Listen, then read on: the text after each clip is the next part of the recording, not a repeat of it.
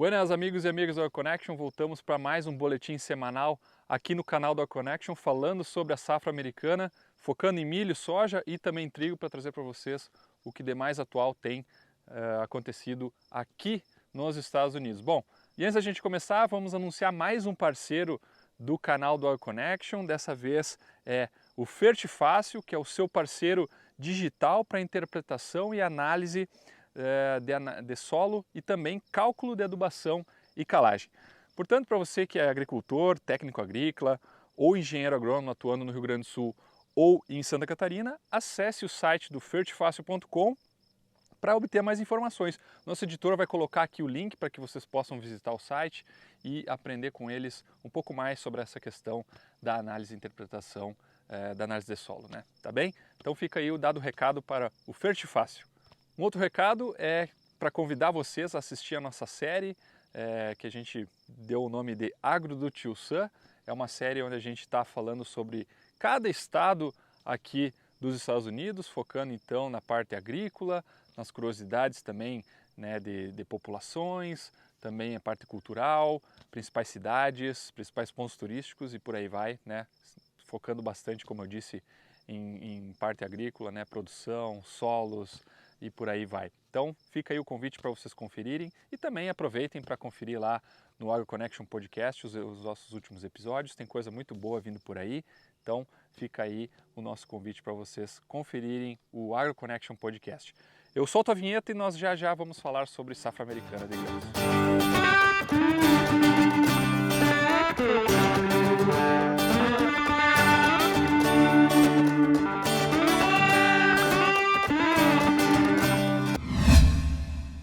Bom, vamos dar início ao nosso papo, vamos falar sobre milho num primeiro momento. As lavouras de milho tiveram uma leve piora com relação à semana anterior. Bom, se vocês lembrarem, há 2 vídeos atrás, que a gente falou sobre que é um melhor início de safra americana, ainda é, mas a gente já começa a ter alguns sinais, né, de que pode mudar o cenário, né? Eu sempre falo que de uma semana para outra pode mudar completamente, as coisas podem virar.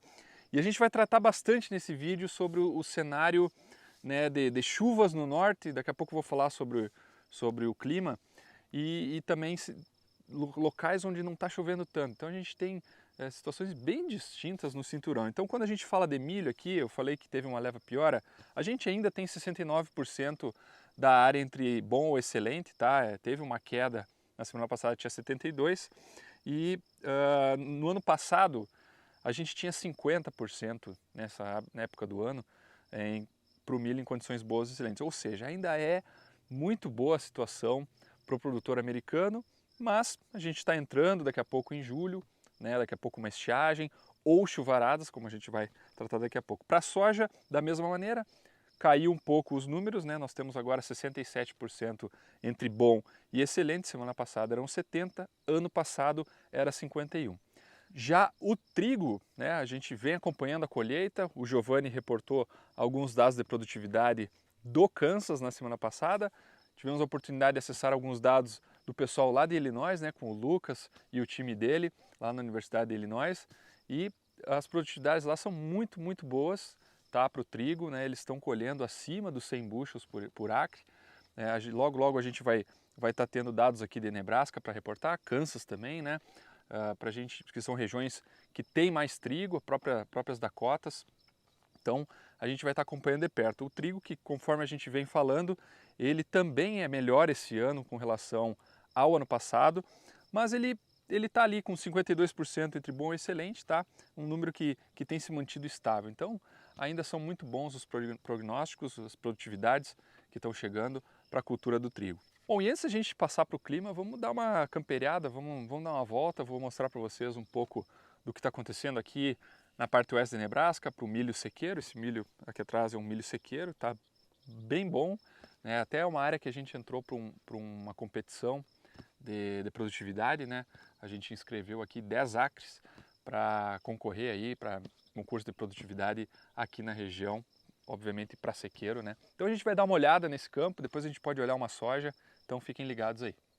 Aí pessoal, nosso milho de sequeiro, tá? Que eu falei no vídeo, onde a gente está concorrendo aí num concurso de produtividade, um milho super sadio, Milho plantado do cedo, tá da minha altura já, deve estar aí com 1,85 m.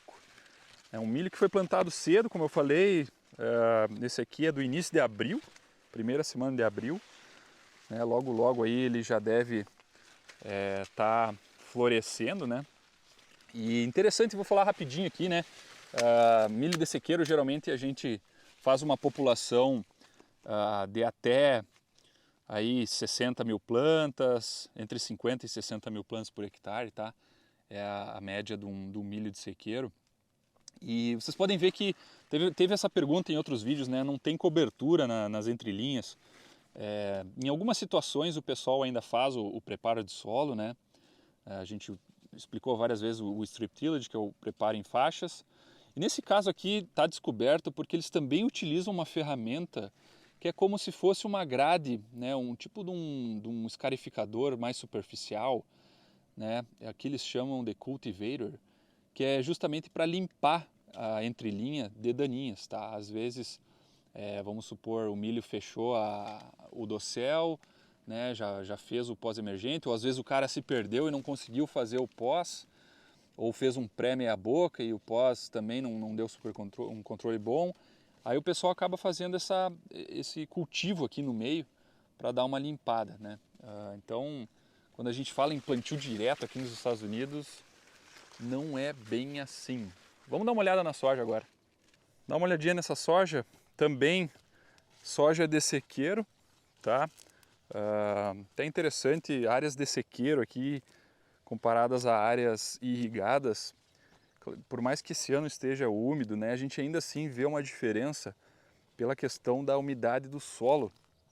Então, áreas que teve irrigação, né, todo ano, o solo tem uma memória, né, de água, ou seja, tem água estocada de outros, né, do ano passado em profundidade de solo. Então, ainda que tenha chovido bem, a gente vê umas diferenças entre a soja irrigada, que não foi irrigada ainda, né, e o de sequeiro. Então aqui a gente está vendo uma soja de sequeiro, né, uma soja aí que foi plantada mais no início de maio, e também em condições boas, né, ela está ainda com alguns sintomas de fito, né, vocês podem ver a folha está um pouco enrugada ainda, as folhas novas estão um pouco melhores, mas a gente ainda tem visto uma soja esteticamente feia nesse início para nós aqui no oeste de Nebraska. A gente tem visto esses probleminhas aí, principalmente ainda resquícios de herbicidas, né? E, então é algo que tende a melhorar, essa soja tende a ficar mais vistosa. Não temos nenhuma pressão de pragas, a gente costuma ver um besouro japonês essa época do ano. Essa época do ano, então, a gente começa a ver mais do besouro japonês, que é um besouro que causa um desfolhamento bem significativo em soja, né? Logo mais aí, mês que vem, ele pode dar as caras, não só aqui na região de Nebraska, mas bastante lá nos Illinois, Iowa, né? Nesses estados tem mais. Então, vamos ficar ligado, né? Como eu falei, a soja tá bem nesse início, mas vamos ver aí a partir do florescimento, enchimento de grãos, o que nos espera, né? Então, como eu falei, uma soja aí de início de maio e nos vemos na próxima aí. Bom, então vamos falar do clima. Eu sei que essa parte vocês estão bem interessados e como eu falei no início do vídeo, a gente tem situações bem distintas, né? Vamos começar falando das chuvas, que tem chovido muito, tá? Nas Dakotas, principalmente na Dakota do Norte, Minnesota e norte de Iowa, tá? A gente tem tido muitos relatos, até o Carlos, que é o nosso parceiro aqui, hoje ele está morando na Dakota do Norte, ele nos relatou que mais uma noite de chuvas, muitas áreas alagadas na Dakota do Norte, né? E cresce o número de produtores que estão pedindo o Preventive Planting. O que é o Preventive Planting? É um seguro agrícola para o produtor que não consegue plantar devido à área estar alagada. Então, o que acontece? Esse produtor ele entra com esse pedido, né? Se ele tem esse seguro, e o seguro vai pagar a ele, né, conforme a média de produtividades dos últimos anos, tá? É mais ou menos por aí. Então cresce esse número, o que significa que, né, vamos ter menos oferta de grãos, e aí, claro, a gente vai estar tentando descobrir o quanto. Se eu não me engano, há 2 anos atrás, a gente teve um número parecido, né? Teve situação parecida na Dakota do Norte, né? Com chuvaradas. E não é muito diferente de Minnesota, né? Os relatos de Minnesota também, muitas lavouras ficando embaixo d'água, tá? Norte de Iowa, né? Recebendo muitas chuvas. Já já a gente vai falar do prognóstico, como é que vai ser para a semana. Mas eu já aproveito e vou pedir para o Luiz colocar o mapa da chuva da semana passada. Então vocês estão vendo aí no mapa que tem bastante áreas em amarelo e vermelho, que são volumes mais altos de chuva, né? Amarelo aí são 50, 75 milímetros. O vermelho, claro, o vermelho tem poucas áreas, mas pega o sul de Minnesota, norte de Iowa, ali aquela faixa, é uma área que pode ter chovido cerca até de 150 milímetros, tá? Então, o Wisconsin também está tendo esse problema, tá? Bastante chuvaradas. Então, é uma região que a gente precisa ter bastante atenção, já que falando mais para a parte oeste do cinturão, um pouco mais normal, né? Volumes baixos de chuva na semana que passou, né? Assim como também sul de Illinois e Indiana, né, que são regiões que têm chovido menos esse ano. Vamos ver o que vai acontecer. Mas, para a semana que vem, a gente tem um prognóstico de muitas chuvas de novo para aquelas regiões, tá? Então olhem esse mapa. Áreas em roxo, vermelho e azul escuro são volumes mais altos de chuva. São chuvas aí que podem ir de 50 a 150 milímetros, como eu falei. Pega todo o estado de Iowa, pega ali o norte de Missouri e pega bastante do estado de Minnesota, né? Partes de Wisconsin, Dakotas, então volumes altos de chuva novamente para esse pessoal que já, né, como eu falei nas últimas semanas, tem tido problema de alagamentos, e nós aqui, né, no oeste do cinturão, volumes menores, tá, pessoal? E eu vou aproveitar e vou compartilhar com vocês mais um mapa hoje, tá? É um mapa que eu achei bem interessante, que até foi compartilhado conosco. É um mapa que fala dos eventos de chuva, né, na média histórica. Então pode ver ali, ele meio que separa em cada estado pequenas regiões, tá? E o número pode ir de 1 até 132. Então quanto menor o número, melhor aquele pedaço de terra está ranqueado em termos de quantidade de chuva, ou seja, é um ano bem úmido, tá? Então, por exemplo, se a gente pegar o estado de Minnesota, ali em cima, vou pedir para o Luiz destacar, a gente só tem números baixos, ou seja, na média dos anos, Minnesota está recebendo muito mais chuvas esse ano. Então são números menores, pode ver o sul de Minnesota, 3, 2 e 1, ou seja, é o ano mais úmido, né, com mais chuvas para o número 1, o segundo mais chuvoso, o número 2, então são médias históricas aí que a gente está falando em estimativas desde 1893, ou seja, realmente esses alagamentos se justificam, né, olhando por essa outra ótica dos números, né? Aí quando a gente já vai para Nebraska, próprio Kansas, a coisa é um pouquinho mais normal, mas ainda assim, né, números abaixo, né, ali da média, ou seja, anos que tem chovido mais. Bom, e agora vamos dar aquele giro pelos Estados Unidos. Hoje vamos começar lá no Kansas com o Giovanni. Giovanni, conta para nós como é que está a situação por aí. Buenas, Alexandre. Olá, amigos e amigas do AgroConnection, trazendo aqui as atualizações dessa semana para o estado do Kansas, e que a gente não teve muita diferença, na verdade, né?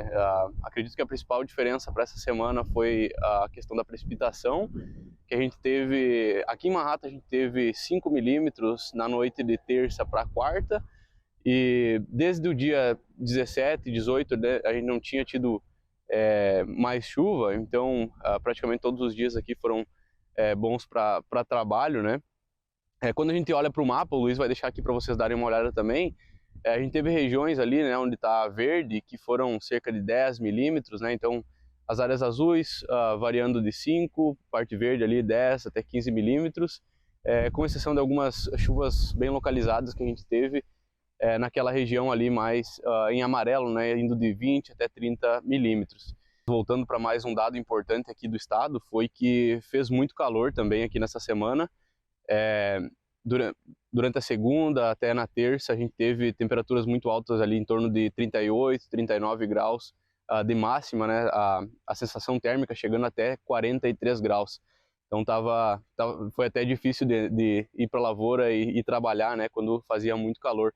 E essa umidade é muito importante, né? Quando a gente tem essas temperaturas altas, essa umidade que tem no solo e as chuvas que a gente teve nas últimas semanas são muito importantes, né, para o desenvolvimento das culturas, né, principalmente o milho e a soja.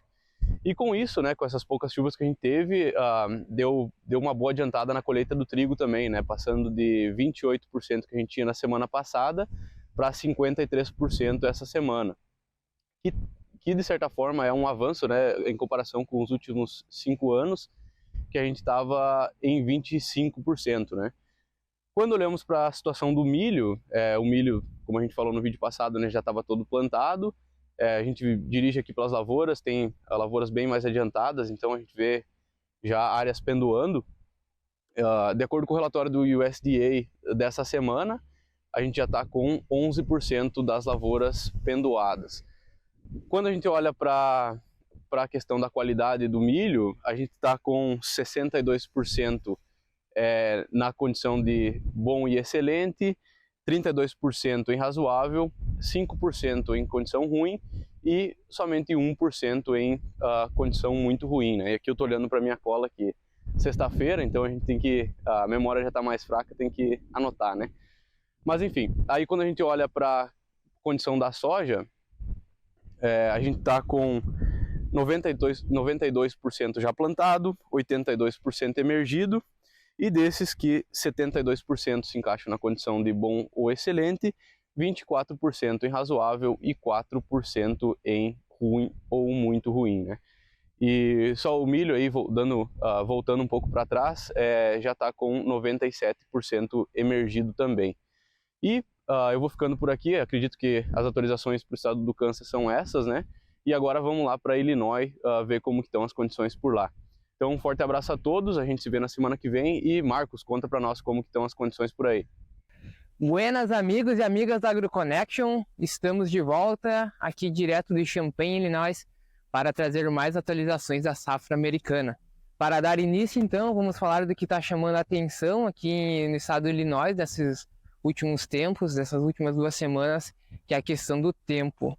Onde é que aqui estamos vivendo os extremos esse ano. No começo da safra acabou chovendo muito e agora nesse período do ano estamos sofrendo com um déficit hídrico. Nessas últimas 2 semanas tivemos tempo muito seco e temperaturas acima dos 30 graus Celsius. De maneira geral, grande parte do estado vinha passando por um momento de seca. Não vamos dizer assim que estava no espectro do monitor de seca, mas vinha com seca. Mas a gente teve algumas chuvas essa semana, que eu vou falar mais pra frente, que pode ter dado uma amenizada nisso. Mas principalmente de acordo com o mapa de seca, os principais focos aqui de seco, como anormalmente seco, como o monitor classifica, fica principalmente no leste, pequena parte no centro e uma pequena parte também no oeste. E esse estresse é ainda mais acentuado em áreas onde o produtor acabou antecipando o plantio, porque teve muita chuva, né? Então acabou atrasando o plantio de soja e milho, e o produtor, para antecipar, acabou plantando no úmido, não nas condições ideais.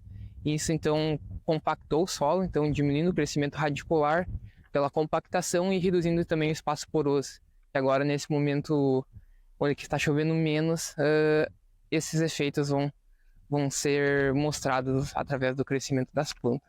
Por incrível que pareça, o milho e a soja visualmente no estado está em sua grande maioria bem. Claro, não excelente, o solo está superficialmente seco, mas superficialmente está úmido. Os moliçóis aqui, como vocês bem já sabem, têm essa capacidade de armazenar água pelos teores de argila, silter. Então, para suprir essas necessidades hídricas nesses momentos que falta água. Como vocês podem ver aqui, as plantas estão totalmente verdes, mas vale a pena ficar de olho aí se essas condições continuarem assim. Ainda mais agora que a soja e o milho estão chegando num ponto muito crítico, que é o ponto de florescimento, R1. Então vamos ficar de olho, porque isso pode impactar muito a safra aqui nos Estados Unidos, ainda mais aqui em Illinois, que é um dos principais players se tratando de soja e milho.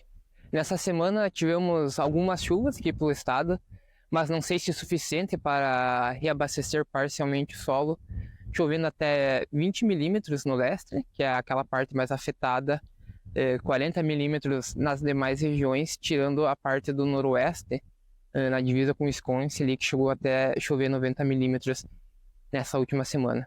Vale ressaltar que o relatório que foi lançado essa semana é em relação à semana passada, na verdade, e essas chuvas que eu estou falando foi dessa semana, então vamos ficar de olho como é que vem o próximo relatório em relação às condições de água no solo e as condições de soja e milho aqui na terra do Tio Sam.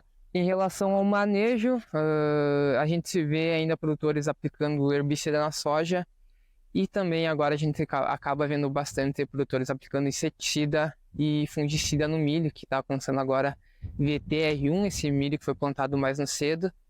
E embora seja seco agora, vale ressaltar que essas aplicações são importantes, ainda mais nessas áreas que vinham milho sobre milho ou que vem no sistema plantio direto, então que pode contribuir para a sobrevivência do inóculo, como o caso do Grey Leaf Spot, a mancha cinzenta, e vamos ficar de olho em relação aos manejos aí e atualizando vocês nos próximos episódios.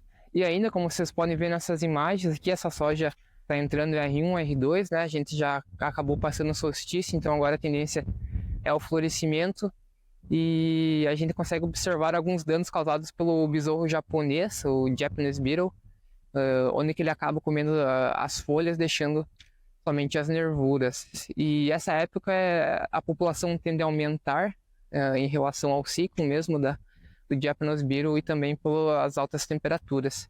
Então tem que ficar de olho, e o nível crítico agora, nesse período que a soja está alcançando reprodutivo, é de 20% de desfolhamento. Em relação ao relatório do SDA, as condições de milho e soja vêm se mantendo as mesmas das últimas semanas, onde que para o milho a gente tem 50% dele considerado no estado bom e 12% no estado excelente. É quase a mesma coisa para a soja, 51% considerado bom e 8% excelente aqui para o estado de Illinois. Então essas seriam as informações aqui do estado de Illinois, e agora vamos de volta para o Nebraska falar com o Alexandre. Maravilha, se você chegou até aqui, eu vou te pedir para se inscrever no nosso canal, dar o like nesse vídeo, comentem o que vocês querem ver.